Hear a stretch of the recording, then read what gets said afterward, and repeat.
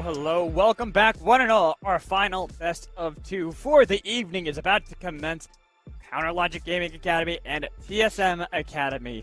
This one is got a lot riding on it for at least one of the, well, technically two of the teams. Because for CLG, they have to win every single game from here on out if they even want a hope of making playoffs.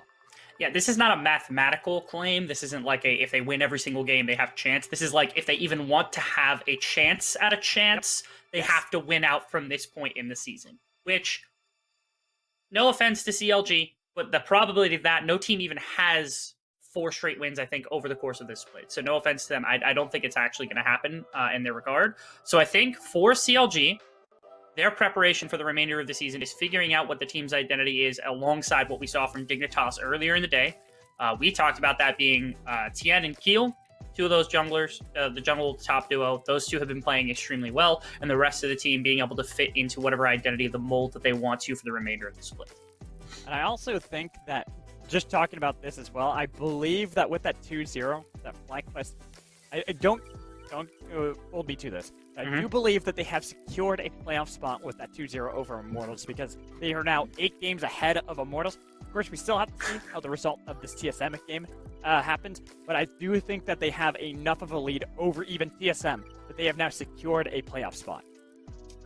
It's definitely very close. Again, anything we talk about is merely like speculative, just based off like the math of what we can see from like game score and series score and stuff like that. So don't take anything that we say as law. But we're getting very close to that area of being able to talk about teams finally confirming their spots in playoffs, which would be really nice to start talking about what will be our playoff teams and what will be our Proving Grounds qualifier teams. All right, doing the math in my head, actually, yes, FlyQuest have secured that playoff spot. I'm willing to put money on that because even if TSM get a 2-0 today, they will be 7 games behind, and there's only 6 games remaining for the rest of the split after this one. So nice. When we get into the draft for this game between CLG Academy and TSM Academy, CLG, they are hoping, like I said, they are living on a prayer right now. They're hoping that they can play, and you're pointing at the screen, and I know why. I'll let you take it over. It's Takeover. Takeover has joined us inside of TSM Academy. Last week, we saw Game 1 was Takeover, and then from that point on, it was Sword for the remainder of the week, including into their series that was extremely close against, I believe it was FlyQuest Academy. They kept him in for both games.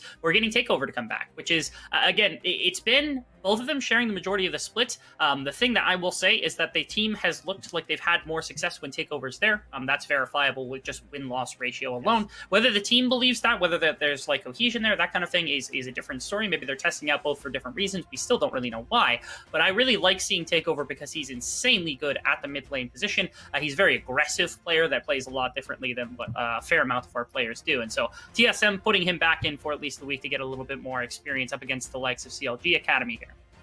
And I'm really interested looking at this draft because for the side of TSM, they're just taking away a lot of the strong picks except that Viego that immediately gets locked in. While CLG, while taking away Lee Sin, while taking away Aurelia, they banned that Kalista immediately from Cody's son. It makes me curious since the Ziggs is also banned, the ADCs we might see for both sides. Ezreal is something that we oftentimes see kind of replace that. Aphelios Thresh is another one of those lanes. Hell, we sometimes see Jhin coming back up into the meta, or even Boris holding on to his niche role. Interesting. You know what I found out today about Takeover is that he's actually a really good Yasuo player. And it would be nice to see Yasuo Diana because I haven't actually seen it in a hot minute, but that's only hoping. So I'm just going to leave that where it is, and hopefully we get that a little bit later on. But when you're talking about like contesting against CLG tends to be very good if they can find themselves an advantage and then they have a team fighting composition. Those are the two things. And the way they find early advantages is usually through Keel. And so making sure their jungle position is set into a place of comfort and into a place where he can control early pacing is very big. Hyper is not a jungler that will let him do that easily, and especially if Takeover's on something that has mid priority, those two will not let him do that easily. So keep that in mind as TSM continues through their draft. And this is where I want to see from CLG how they're going to be able to get the control for RJS or maybe even Tien in the top lane. Oftentimes, when we see that CLG gets a lot of success, it's because they put Tien into a really good position to be able to win out his lane and then be able to help out Keel. I like Tien just having the ability to win out his lane on his own, because even when he's in bad positions, even when the team is not winning, when he's not in a favorable matchup, he tends to have really good laning phases. So it'd be nice if he had a champion that, like, if he wins the laning phase, he will just smash with. And again, support for Keel is going to be useful from any lane specifically. And if RJS tends to play stuff that scales a little bit more, oh, the Fiddlesticks is gone. That's such a shame. And no! Wind of silence. He banned Oh! Yasuo too! I get my heart broken They for the ruined Fiddlesticks, both and of our you get your... picks. These teams, they No. have it out for us. That's what it is. They have it out for us. You know, here's what it is. Here's the thing. We did our prep. You could see it on the screen. They picked Fiddlesticks. They picked Yasuo. Otherwise, these champions wouldn't be there. There's at least verification that they're thinking about it. Yeah, but I just wanted Fiddlesticks. I wanted both. That would have been really that cool. would have been great. Fiddlesticks versus the Yasuo Diana. Then again, Fiddlesticks I don't think would do too well into Diana. I think Diana usually is able to bully him early enough, especially when you have a Renekton on the other side, because Diana, to me, functions as like a budget Nidalee when you have Renekton. It's a very similar role of the early pressure you're able to get. The only difference is you're not going to have quite that explosive bit of burst damage early on. Interesting. Okay, I'm not sure I love that, only because I know... so if it's Sword in the lineup, they will not flex Renekton. Takeover will absolutely take Renekton. Oh, yeah, he will. And not only that, he's very good at Renekton, and now it's into a Rise, which has potential, especially in a short lane for kill potential, because you can just, like, go in before the root actually comes down. You're on top of the champion, you press W, and immediately his combo is broken, which is terrifying for a Rise player. I know because I've played Rise plenty enough to know exactly what is really frustrating to deal with, and I'd be curious if they're willing to flex it. On the alternative, if they take Lucian, they can always just push out the Rise if they want to focus more so on just like I guess just earning pressure for the Diana. So I think the difference here is, like, if they put Renekton mid lane, they want to play into mid lane for takeover. If they put Lucian in mid lane, it means they want to play to hyper. And it looks like that's the case. They want to put the Lucian in mid lane, play to hyper, and then play to shut down Keel, which is the win condition for CLG usually. So TSM attacking win cons from the side of CLG rather than playing into takeover and using that as a win condition of their own. Yeah, I was kind of keeping my eyes as well, the Volibear and Viego, since those technically could be flexed around, but if I recall, usually you want the Viego into the Renekton matchup if you're going to be able to get it. But the thing is, Lucian or Renekton is not necessarily the best of matchups for this Viego, and then you also have to deal with, like you were talking about, the Lucian Rise matchup for CLG Academy, and that is also an incredibly difficult lane. So, in this case, I think either one, the Volibear or the Viego, are capable of 1v1ing the likes of the Diana, like, early. Not as well as Lee Sin. I think Lee Sin's the best at it, but those two are both capable of doing so.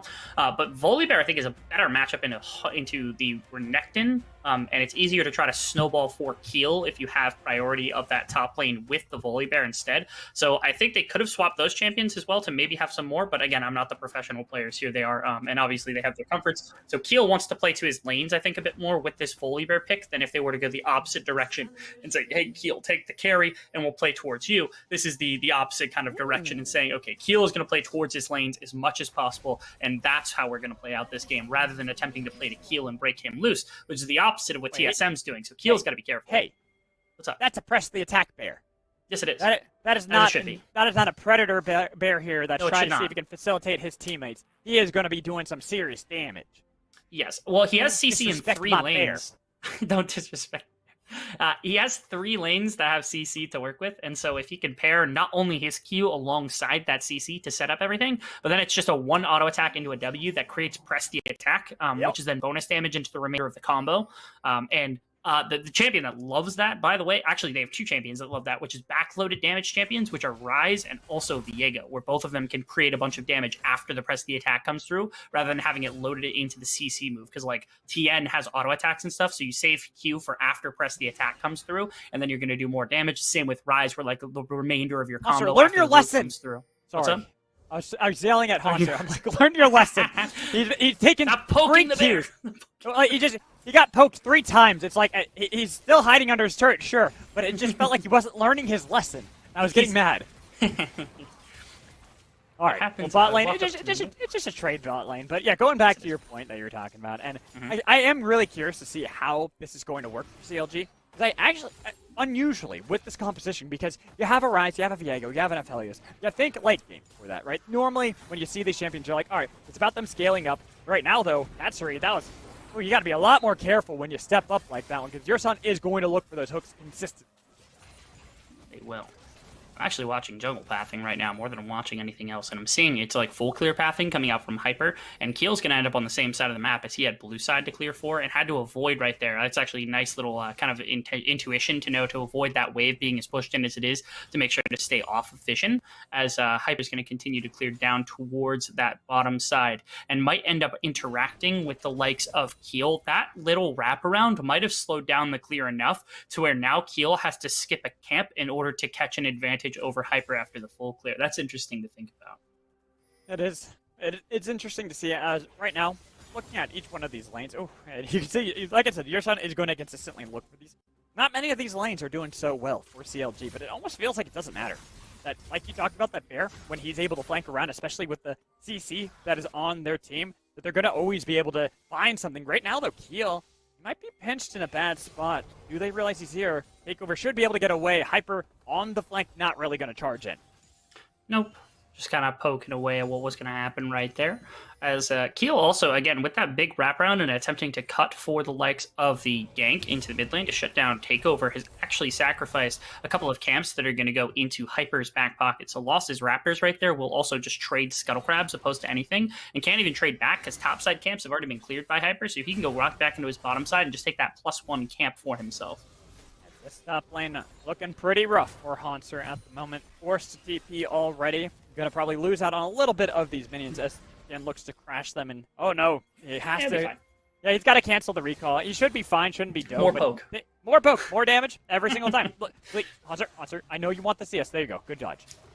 I want a fencing skin for him now because there's the possibility of actually like having like the pokey, so like a rapier that Fiora? you would use. Like a Fiora, like a Fiora type skin. That would be interesting. It'd be a cool skin line. Cool little skin line. You know, like I'm for it. Then again, I'm also for like the weird things. I mean, you can't tell that I'm a weird person. Wrecker. Yeah, Ohm Wrecker, best item in the game, 100% win rate. There it is, my once per. Anyways, going back into this. I like the weird things. I like seeing strange things. I want to see Hull Breaker. We saw the Anathema's chains that was built up a couple times in really interesting ways too. We saw actually, I think it was not last game, but the previous game where it was Leona picking that up into the bot lane to make sure that they just get that extra bit of tenacity reduction to help out the rest of the team, which might pay off here if we see Hook somehow get a little bit of a lead in that bot lane. Wow. Okay. So what can he actually pull off of this? Because right there, Haunter teleported back to wave just to make sure that he could shove that tower in, so Tien was going to be trapped there. And that allows Haunter to walk down into this jungle and find out Keel. But unfortunately, Hyper isn't able to respond. So it's just a little information about where Keel's going to end up. And assumed clear speed, like kind of tracking, especially with having seen the 24 CS right here, knowing that, or now 20 CS, knowing that this is only just now the start of his second clear coming through, when Hyper's already done with an entire second clear, just about an entire second clear. Off the back, coming back with an Hextech alternator, he is just dramatically ahead of the Volibear off of this back specifically. If they end up in the same place on the map, it's not going to be very good for Keel. That's the thing about Diana, why we've been seeing her consistently, how fast she can clear. People always disrespect that and how she's able to power farm trying to get to level 6 while Keel needs to be able to make these plays earlier on, trying to utilize that Volibear. You have the press of the attack, you have this great bit of damage, and you even have great setup from your lanes, but unfortunately for Keel, he just has not been able to find his angle. No, he has not. It will come. Again, you have 3 different lanes of setup potentially with the CC necessary to actually set up a Volibear. And Volibear, of course, in the exact opposite to set up their CC as well, potentially coming through with that press the attack. But at the moment, it seems as though, again, with the Lucian lane, you're expecting that to be shoving all the time. With this bottom lane, you have eventually, with some CS, with some everything else, it seems like shove has come through for the Aphelios and Thresh, although fight might come through from CLG. They catch only the back end of this play. No, they can't really look for that fight either. Look where Katsuri was. He was nowhere in position to be able to follow that up, and knowing that Takeover was still mid lane, always going to be a threat on someone like RJS, they had to forfeit that one, give up the objective, gain nothing of their own. Yeah. It's a combination of waste state. It's also a combination of just like really quick pathing coming out from Hyper, who's controlling the map pretty well, all things said and done across the board for the most part. So big props to him to be able to find hopefully enough to get to level 6. It's similar to Nocturne, not exactly similar because you can find a little more damage. Nice flash in. The Rune Prison on top of Takeover, and here's the Heartbreaker to break the hearts with the Stolen Soul, and he's trying to see if he can get a little bit of damage. They're going to be able to get the trade back. 1 for 1. He'll taking a lot of damage, but Hyper does not have the mana to make sure it's more. Goodness gracious. So right there, it's TN actually with this really cool movement, because out of base, instead of heading to top side to try to find something, he actually heads up jungle, forced the flash out of Cody Sun right there, by the way. Well played from Hooks. But it was TN's movement into the jungle that ended up going into bottom side that's going to cost him now. Actually, he gets stunned up under tower. They want revenge for this dominance, trying to see if they can get on top of TN. He's trying to run away. He's got a little bit of speed, but Keel cannot back this one up. He is way too low. It's the Realm Warp instead from RJS, looking to be able to get a little bit of damage. They got a lot on top. Takeover with the dunk on top of him, but they're going to be able to trade it back 1-for-1 with the Stolen Soul coming in from TN. Trying to see if he can chase down Haunter, but Haunter has the blast going to be able to get out. Playing a little bit angry right there, trying to find that response kill to when TN was able to get into his lane. Takeover teleports into topside. You can't get into him because that shadow, that bonus movement speed that got added a couple patches ago clearly came in valuable as it was able to get him away fast enough. But then the counterplay coming out from CLG in an attempted response ends up leading to a kill, coming back into the pockets of Takeover and getting him a little bit more gold as well. Ends up just being the 1-for-1. So trading blows back and forth between these two teams is quite nice. And again, the biggest thing is that Hyper has still yet to be slowed down at all on the likes of this Diana. So when you really start to get into itemization on that first mythic, which will be coming very quickly and well ahead of where heal is going to be, that's where the fights really start to break up, and that's where TSM needs to press their advantage. And they usually do when Hyper is the one at the helm with all the gold. They love to play around this jungler. Ever since they brought him on in this split, he has been someone who's slotted really nicely with the rest of the team. You're right. Flash over the wall just to be able to survive, knowing there's no Stormbringer. Not at all. Just burnt in that last fight. Also no flash from the previous fight to be able to set up that play onto Lucian. So well done tracking some of those summoners and things like that. There's that play from earlier. Again, using the shadow to get away. I'm trying to notice what exactly happened. I kind of wanted Hyper to step out of his jungle and push in mid lane here because there's a massive wave that ends up getting caught. You see that right there. That ends up getting caught by Ryze, and so he's not as punished because mid wave also just ends up sitting where it's at. So he didn't lose much in mid wave and picked up the top wave. So it's just a 1-for-1 where Ryze ends up being a little bit of a beneficiary overall in terms of all things. Whereas if Hyper pushes that, there's a lot of damage onto the plate to potentially pull from Takeover, as well as all those minions denied, but it doesn't happen. And what it does do is Hyper does end up getting back to his camps. He gets into Rift Herald pit, and it prevents Keel from responding to what was the Rift Herald play by just a couple of seconds, even though he had to burn his flash. But so that means the Rift Herald has to be very valuable, because again, those minions as well as having that flash are two very pivotal keys to Hyper and his success, and potentially being able to set up his map for some more future plays. So the Rift Herald really needs to find some value here. It does, and this is where I posit to you, as we see a little bit of an exchange in that top lane. The side of CLG are the ones who actually come out ahead from that play, despite losing the Rift Herald, because this is still a team competition that wants to scale. They're getting early gold into RJS. They're getting early gold into TS. He might even be able to punish out Takeover once again. Heal should be able to get out of this. He doesn't. Oh, he doesn't have the Stormbringer. Can't get away. So they pick up the kill, and now that Hooks is here, he's a little bit too late. Cody's on the other side. They're going to be able to get the dredge line on top of him. Nice. With corrupting chains and make sure that Hooks cannot be getting away. He is the one who is hooked. Really well played right there. Absolutely incredible. The bot lane roam of Cody Sun and Gerson, making sure to roam up the river before can be responded to from Katsuri and the likes of Hooks, finding him in rotation on the way up just on his lonesome without having the Aphelios to back him up is tough. As well as that play coming in. We have been expecting Takeover to move into the jungle to help Hyper. That's been the case because Takeover's moved around quite a bit. But this is the stage where that game comes through. Now Hyper looks to play into RJS. He should be able to get the solo kill over him, but he's dodging it away. He's gotten the kill, and now here is the cavalry to make sure they cut him down in his prime. Extremely well played by Hyper right there, because he dodges just enough damage to buy time to make sure that Takeover and Hanser were both there for the punishment, potentially to drive him away from where he would have wanted to escape to. The problem is Volibear is actually wrapping around, so maybe this play is going to be a tough one to get out of if you're Hanser. He has the double dash, but that's down now, so the dirt dive is coming through. Heartbreaker with a lot of damage on Hanser. Homewrecker's Force out the available dominance. Homewrecker is available. Keel, you gonna use it, baby? Of course he is, and he's gonna dunk Hanser. Best item in the game, man. Best item in the game. 100% win rate. Anybody else. It's so good to be able to set up. And now TN is able to pull a bunch of gold. There is Keel who's finding some success here. Hanser's kind of been on a back foot in this lane since the beginning. It feels like he's getting he's pushing in minions, and they're able to catch waves every once in a while. The play's on top of him gone perfectly. Rift Herald gets dropped mid. I actually really like that coming through here because Ryze is going to get pressured by the likes of the Lucian if they don't hover it. I'd like to see Counter or Hyper kind of walk this in if at all possible. Oh, but the thing is, they're not hovering it. Okay, there we go. Now that Hyper is here, they're going to get the charge, not going to get the turret itself. That's what I wanted to see. I wanted to make sure they escorted in Shelly all the way. Yeah, make sure that the charge is going to come through at very minimum.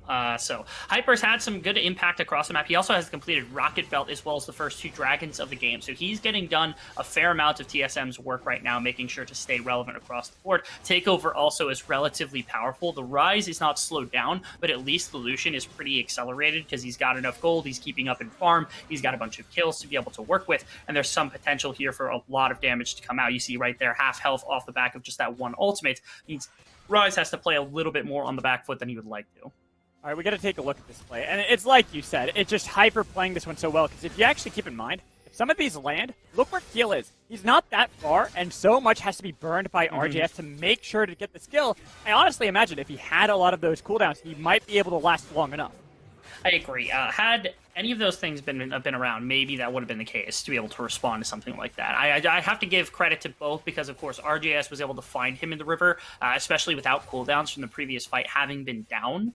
That was a nice little pick, and it's a nice little solo kill to come out for the Rise to accelerate further in the game. But again, props can't go to Hyper enough to be able to dodge out that 1Q, be able to stall that fight a little longer, prevent RJS from getting away, instead having to sacrifice his life for just the 1 kill coming through and trading it back onto Lucian, his lane opponent, who can use this gold a lot earlier than the Rise is going to be able to. Exactly. This is starting to look like it's going to be a difficult mountain to climb for the side of CLG. And I want to see. Oh, I know what you're saying. Wow, too. I'll let you bring that up in just a second. Wait, what? Oh no, you caught something I didn't, because I was saying why because of the number of plates that were ripped out of that top lane just from wave after wave being shoved in. I mean that was a while ago. They've just been for TN ever since that gank just hasn't been able to do too much. But I'm kind of looking at what we're getting right now for our Mythic, and you can see pretty much the disparity. You look over on the other side, Takeover, having gotten that Gale Force, only the Everfrost for RJS. And while, yes, it is a good Mythic to have for Rise, it's not going to help them in the 1v1 fights. Yeah, it's a setup to definitely continue your combo, but especially into Gale Force Lucian, it's really hard to hit consistently. So you almost have to hit your combo with the root first and then run into the Everfrost to continue to chain, and that allows Takeover for a little bit of counterplay. If you're close enough to hit Everfrost, usually you're close enough to actually auto-attack. Gale Force isn't enough. Not to mention now with Press the Attack, if you get auto-attacked through Press the Attack, basically one full rotation of abilities with Gale Force is enough to bring down Rise because he's got no armor right now. I don't know if that changes specifically because there are 3 physical damage dealers, so it might be worthwhile to go dip into like Frozen Heart or something for the Rise, but we'll see if RJS chooses to do something like that. As Rift Herald gets taken from this team, there's no response for the most part across the map, so we'll see what CLG chooses to do with their version of this. I'm thinking now top tower blitz as fast as possible. Seems like RJS and Keel are willing and able to go up there and use that. The Ohm Wrecker is available, so that's a fair amount of damage to drop onto the tower as well, and it pulls a fair amount of gold as well, so you'd want to drop that into Rise's pocket. It seems like they bailed on the play now that Yersan's around. I think it scared them. They saw there's a giant Anchorman on the wings, and they didn't want to commit for the dive. They're keeping Guild nearby just in case. They don't want to have just a 1v1, 1v2 fight, but they actually do commit. But the Dominance already popped, getting a lot of damage on top of Hunter, but with a huge depth charge, with the Heartbreaker into the backline to lock down TN and pick up the kill. Guild trying to be able to run away, but that's the Gale Force, baby. Killing spree for Takeover. Oh my goodness. So like they have Rise here to make this play happen, and I don't know that they saw Yersan actually approach. They might have saw him on a ward that was a little bit deeper, but I don't think they actually saw him whatsoever for the most part. And so they were like, okay, should we make this play happen with RJS here? And they go, no, let's wait for RJS to leave, then make the play happen. Oh my goodness, Haunter. Ooh, nice heal, and here's the Realm Warp coming in from the other side, but Hyper has been aggressive, picking up the kill, trying to be able to survive, being able to escape. He might be able to get away from this one. Doesn't have Flash. Trying to see if maybe, just maybe, they are going to give it to Rise. He's getting a lot of damage to the shield. There it is, the kill for RJS. The root came from so far away. It has to be frustrating to watch, but that is mid tower broken in exchange for that. So it's the 1-for-1 traded as Hyper was trying to wrap around and maybe make an engagement as soon as the tower ends up coming down. But it did buy space for Cody Sun to at least be able to pull that mid tower off the board. Also, top lane got shoved in, so some minions went down as well. So it's a lot of traded gold as well for the side of TSM in exchange for that 1-for-1. Rise is picking up a fair amount of gold, and RJS can carry games on these later game mages. You've seen that before with things like Victor. But TSM currently commanding that 4K gold lead is good coming into mid-game with the power spike they're going to achieve when they start to put together like Diana with Lucian, with Renekton, and also with the lethality of Varus that are going to hit really hard as this mid-game comes through. And that is why I want to see the Frozen Heart for RJS. You mentioned it, you hit it. It's Cody's son building that lethality. I think if they can get RJS that little bit extra tankiness to survive and get these full rotations of combos off, you can see they got enough damage from Keel, from Pian, from Katsuri. Get some tankiness to survive the initial onslaught of damage that comes in from TSM, because sooner or later, you're going to get melted. You are. Just a couple of plates. Actually, TSM's kind of holding this position in mid-wave to try to push some priority as CLG walks into the river, but behind them is Hyper. He's trying to set this up alongside... Oh, it's Haunter, my apologies, instead of Hyper, as he wants the flank. They haven't checked the brush. They only just saw Haunter, so they got to blitz down the Dragon, but I think TSM wants a full-on fight. The thing is, TSM want to see if they can pick off the squishy members like Katsuri, but it's going to be Haunter taking the burst of the damage immediately and burst it down, so now TSM have to book it. They have to chain of corruption to be able to get a lot of lockdown so they can survive, but they lost both the Dragon and top laner. Mid lane played way too slow right there. I think the four-man squad, because like Haunter was set up there very, very far ahead of time. If they had just walked into River right there, I think even if they split up, even if that ends up being canceled, they can at least stop the Dragon take for a little bit of time, buy time for Haunter to get out, and they can reconvene as 5. Or even better, they start up the Dragon. When they're pushing into River, they try to rush it down, and Haunter gets to get on top of 5 members with an ultimate, a Q, things like that. But instead, TSM was very concerned making sure mid lane was going to get pushed out, and because of that, they spend a little too much time out of mid lane instead of shifting into the Dragon Pit so they can help Haunter. He ends up going down for it. And here, it's just allowing more time for CLG to be able to scale up into these games. Already getting most of their mythic, now starting to get close to those 2 item spikes, especially for Viego. It'll be a nice spike of damage to be able to be much more impactful, much more difficult to contain. Oh, yes, absolutely. You do see, of course, Cody-san is starting to get onto that owl-like level of damage that's coming through. Hyper knew somebody walked in here. Yeah, he was sensing something, so he comes for the cover, and he's able to actually chase off Keel and RJS, who were trying to make a play on the takeover. They're trying to, but once they spotted him out on top of that control ward, both RJS and Keel knew to bail out of this one, but really know to bail out. Take the blast cone. It's not a wise idea when you're on vision. What is not going to be anything here. I like that now. Cody-san has set up shop in mid lane and is able to outwave clear for the most part Katsuri, who's rocking... he's not going to rock Runan second, so that means the wave clear is going to be hampered a little more. So it should be more than enough punch inside of these arrows to be able to wave clear faster for the likes of the Varus over the Aphelios. And then in that's just keeping mid lane tower up for a lot longer than it probably should be, which gives you this kind of like control tower to work around when it comes to shallow vision and these like objective pits.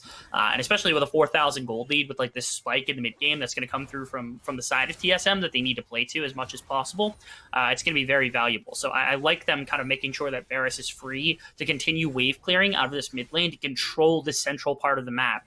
It's also allowing, I think, Hyper and Yurson to move around a bit more and potentially kind of keep side laners honest a little bit more. So right here, RJS pushes back as Takeover pushes up. This means Haunter moves back and returns, and Keel gets to like move up and look for a blue buff. But at minimum, they do control Baron Pit, which is pretty valuable, at least for the moment, to try for something. Notice also... TSM have a very fast Baron Pit. They do. Do they? Do they have a very fast Baron take? I mean, they have 4 members who all auto attack, so I would say yes. It's not super fast. Varus. It's not insane. Yeah, that's what I'm saying. It's like, is it going to be fast enough to be able to sneak it away from CLG? Oh, no. I don't think that they have that kind of ability. Instead, I think it's CLG. Oh, there they want to be able to look for this play. Heals into the backline. Cody-san taking a lot of damage and dunked by Keel. They're all in with the double TPs. It's way too late to be able to help them out, though they got a lot of damage onto TN, so he's forced out, has to eat the honey fruit to make sure that he can re-engage with the team. But Haunter still has the flash, gets the dominance, has a lot of damage. They blow up DN, and here's the Moonlight Visual into the backline. The Moonfall not going to be able to get the kill on anybody enough damage just yet. They're going to be able to trade it back on top of the Croc, and they got Hyper too. The flashes are in, and they've got everybody. Only Yurson is alive, and guess who has a faster Baron take? That is CLG. That they do, and they're going to be able to play to it right here, right now, because they win this fight out of the mid lane. It looked like TSM that whole time was trying to set up this play on top side where Takeover was going to be able to in the split push mode. CLG force into mid lane and forces the TP out, and they find an immediate pick onto the likes of Cody-san, which draws out a bunch of the damage and the CC, because chains weren't even used during the form of that engagement out from the side of TSM, and this allows CLG after all things. It was, Dean. I'll show you if we get. Oh yeah, it's got to be super low cooldown. But anyway, when you look back at the fight, it was used initially. This is when it was used. Okay. We'll take a look at it. Oh, he whiffed. Okay. Yeah, so that was there the it worst is. portion of it. Okay, that's really, really terrible. And then he goes down. So Chains did nothing.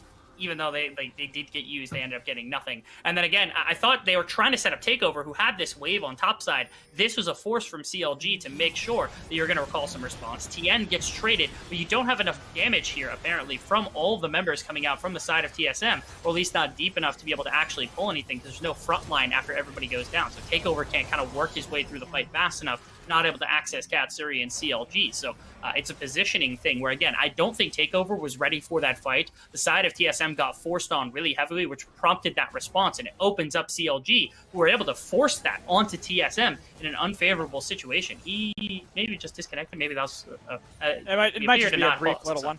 Yeah, it doesn't seem like it's actually anything that's impacting anything. But right now, TSM, they are in a position to look for a fight. TN is pretty far away. Not going to be able to quickly join in. Now, finally, it's been spotted out on the Scuttle. Huge moonfall goes golden, but look at how little damage it did. It was the calling that did most of it. Hyper tried to dive into the backline, but they got a lot of damage on top of him, tried to be able to get away as Tien was in the backline that entire time. But they got the kill for Katsuri. He's still cutting it back. Hyper's taken down by Tien. 2-4-1. Somehow CLG are the ones that are coming out on top, and Hook's flashing in to make Pure Sun go golden with a play on top of Hauntzer. They've got explosive damage, but Tien, he's the one you really got to worry about. They're trying to be able to kite this one back. He's waiting for the Heartbreaker to break the hearts of TSM fans everywhere, and now they forced away Cody-san. Not going to be able to find the fight. Tien, though, he wants the fight. He wants to continue it while his team, well, at least team, RJS, takes down the Dragon. Tien's being enabled inside of this laning phase, or inside of this team fighting phase. In the laning phase, they got him a little bit of resource, not too much, as Hauntzer was able to cancel it, but now that they've broken out, they're getting him reset after reset, giving him access into this backline, making sure that they can find plays into Takeover, into Cody-san, where you're able to get down these squishy targets, and that's what's allowing Tien to kind of take over fights. And on the opposite side, RGS is winning just the DPS war when it comes to single target focus, as CLG enforcing their will beyond belief. Even though Hyper gets these amazing engagements, no one's there to follow fast enough, can't put the pressure on a Katsuri or RJS fast enough. No, and the thing is, it's like you see a moonfall like that too, and you're expecting everyone to be annihilated. You're expecting everyone to be eviscerated on CLG, but you saw it only kind of tickled them. It was really the calling that did all the work. I also have to give props because at the beginning of that fight, like there were 3 members that were low because like RJS was below 50% health. I think we had Katsuri was also like quarter health or something along those lines. And in from the top of the fight came Takeover, and a hook came out from Hooks, who was able to snag him out of that combo, and they were able to kind of blitz down his health bar before he was able to clean up either of those 2 kills on the back line, which ended up leading to RJS being able to contribute further. So that hook from the Thresh was necessary actually to bring down one of the carries from the side of TSM, while Tien on the other side of the fight was popping off. So big props to Hooks being able to set up to make sure that those carries could actually continue forward in the fight. And Rebel Fox, what did we say about the composition that CLG had drafted? The late game, it is here. They were able to generate enough fights now with this kind of advantageous team fight to now have, what is it, a 500 gold deficit, which is 100% worth it. And now they've also taken 2 down dragons 3,000. That's huge. That's huge. Yeah, it's a big flip. They've absolutely turned this game completely on its head from where it was just minutes ago. And the scaling is definitely in their favor, especially because like armor has come through. It's a Zonia's. It's not a Frozen Heart from the side of RJS, but at least he has some armor to mitigate the physical damage that's coming through from everybody. And eventually Aphelios is going to get onto 3rd, 4th item where like Runeance and then Infinity Edge is going to come through, and he's going to start ripping through everybody. This is the phase of the game where I think CLG's teamfight is just better for the side of TSM in a standard sense. So now it's going to require more than just like brute forcing from TSM. They're going to have to get creative. Hyper's ultimates have been insane in the last couple of fights, but you really got to get some follow-up for those, because if you do, there will be a lot of ramifications for the side of CLG they're not going to like, but so far it just hasn't been there. And I'm looking at Keel's itemization right now, and I'm smiling over here. Zonia's for the bear. AP on full bear. People always forget that he does have AP scalings, and it is fun to watch. Gives you so much ability. It's exactly like the reason why like AP engagers like Diana built it, because like as soon as you go in, you get that big burst of damage, and then all of a sudden like they can't kill you on the back end. And you don't think of it for Lobear, like you said, his AP scalings are not terrible. Oh, that's a really bad situation. Even with the dominance, that's not going to be enough with the healing of Call of the Meek. Trying to be able to get away, but it's 2 TPs, I think, on the side of... No, just the 1 from the side of TSM. Oh, wait, what? Of course it's the 1. I thought it was going to be the 2 off the side of CLG, but they didn't actually call anything further, instead backing off that one. I thought they'd go for the fight. Well, they did not. They worked their way now into the jungle to try to put some warding down in the shallow parts of the Dragon Pit. I'm curious if TSM thinks if they're the ones who get to engage a full team fight. They're baiting with the wrong. Yeah, they're forcing them. Yeah, they're forcing them off, trying to see if they can get more gold. Make sure that they're waiting for all of those cooldowns to be up. They're still waiting on a couple of flashes on their side. That way, they're in prime position to fully fight TSM. RJS engages in a fair amount of tomfoolery here, ladies and gentlemen. That's what this is, being able to use the Realm Warp to push them off mid-wave. As they, fell back into their own jungle, they actually are able to pull mid-priority to maybe work their way into the river, where, the shallow vision into their jungle was put down by TSM, but they got none into the river. So if they're in the river, they have to work their way back in on the side of TSM. The backs had come through, so they did reset their wards, at least as maybe Hyper looking for a pick on the hooks. If they don't have their support, they can't wrestle away some of the vision priority. So that's what's here for the side of TSM. They're actually getting Baron River priority, which is a little... Yes, like you said, their Baron take isn't as fast. No, it's not. But I think they wanted to take advantage. They knew that TN does not have TP. Trying to see if they can force the hand of CLG, because at this moment, for TSM, that's pretty much what they have to do. They have to see if they can find these picks, find members out of position, or find uneven fights that will keep them at the advantage. Yeah, being able to use anything like the Chains of Corruption or the Moonfall or anything from Nautilus to generate picks is going to remove so much from the CLG team fight, because every member is relatively useful and extremely useful. They fit together pretty well in terms of what they accomplish. Kilo is a great frontline. He's also the jungler, so he has the smite. You've got a bunch of consistent backline damage and attempted to get flanking potential from the likes of TN. And their front to back team fighting with the Rise and the Aphelios is really good as well. On to Hyper taking a lot of damage. Already having to go golden. Hasn't even used the Moonfall just yet. Trying to be able to get away. They're getting a lot of damage into the backline, but Hyper's still alive. The flash is coming in. Your son has to go golden as well, but they're going to get the pull back in. They've got Cody-san, and now the dunk in from Keel. Here's the Realm Warp to make sure they can chase them all down. The flash coming in from Hyper, but it's followed up by RJS. Double kill coming in from Rise. They've gotten everybody besides Takeover, because they have taken over. That they have, and they're going to be able to push down mid lane, probably for mid inhibitor, if not push for more. I don't know if they're going to be able to finish the game off this, so I'd actually rather them just full commit to either Ocean Dragon, Baron, or just do both at the same time with one person going one way, one person going the other way, as they have timers now to do all of it. It looks like they're going to grab this. I don't know if I want to see them try to close the game here. I don't know if they can. Up. 10 seconds, and then 10 seconds for Cody-san now. They've got a lot of damage onto these Nexus turrets here, Dean. They've got plenty of time. Takeover can't do anything. Here's Yurson, but it's too late. Even if he lands the dredge line to be able to help it get the kill. Oh, just barely couldn't take down RJS. Game 1, picked up by CLG. Got a little close there, but nice decisive finish for the game. Because again, I think if they had taken the safe route and they had gone to Baron and Dragon and gotten the inhibitor, that would have been more than enough to eventually close the game with. But happy to see that they were able to actually make that call at the end. And man, CLG, they're playing snappy today. That was really, really solid stuff from them. They take a team fighting composition. They're able to work their way through the early game, a lot of it off the back of supporting Keel, making sure that they're trading objectives early in the game. And yeah, they went to a goal deficit, but eventually that team fight came together. Aphelios, Rise, both got off to a pretty decent start. The Rise especially really putting in a bunch of the damage in the earlier stage of the game, and it gets CLG to a stage that usually they aren't comfortable with having a big lead in. They're usually pretty behind in gold, so they don't their team fighting always looks okay, but they're always down in gold, so it's tough to see. When they're even or ahead in gold, their team fighting looks really, really nice. It does, and honestly, it was a crazy turn of fates there for CLG. Once they got the team fight they wanted to, we talked about how they had these scaling options, and that is sure as hell what they did. They were able to outscale TSM Academy pretty easily to make sure that all of their members had all the gold possible for those fights. It was a nice change, and I will say, 1 of 8. 1 of 8. They got 7 more to go. Next one being the next game, of course, but before we toss it to break, is there anything else you'd like to say before we take the break?